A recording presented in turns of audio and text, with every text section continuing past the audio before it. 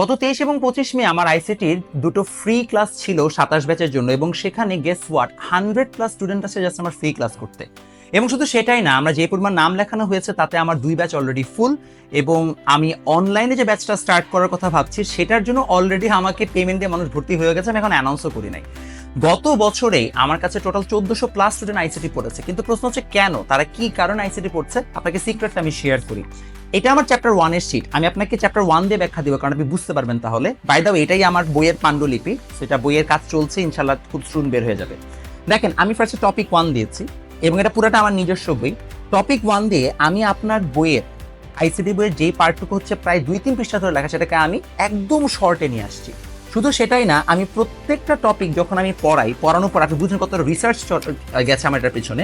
দেখেন, এখানে সাথে সাথে দেওয়া আছে কত সালে আসছে কোন প্রশ্নটা। এর মানে হচ্ছে আমি যখন পড়াতে থাকি আমি একটা বাচ্চাকে শুধুমাত্র বুঝাই তা না, অফকোর্স এটার পাশাপাশি আমি এটাও লিখে দিই যে কোন সালে কত নাম্বার প্রশ্নটা কিভাবে আসছে। এর মানে হচ্ছে একটা বাচ্চা যখন ক্লাস নোটটা করে, টেকনিক্যালি আমার এই শীটটাই যখন ক্লাস নোটে কনভার্ট হয়ে যায়, তখন দেখা যায় ওই ছেলেটার অবজেক্টিভ এমসিকিউ সিকিউ সবকিছু কমন পড়ে বা সবকিছু হচ্ছে রেডি থাকে, একটা খাতার মধ্যে থাকে। এবং এই কারণে আসলে বলতে পারেন স্টুডেন্টরা আমার কাছে আইসিটি অনেক বেশি পরিমাণে পড়তে আগ্রহ ফিল করে। সো যারা আইসিটি কোর্সে ভর্তি হতে চান কিংবা আমাদের অফলাইন ব্যাচে ভর্তি হতে চান, অবশ্যই আমাদের যোগাযোগ করতে পারেন।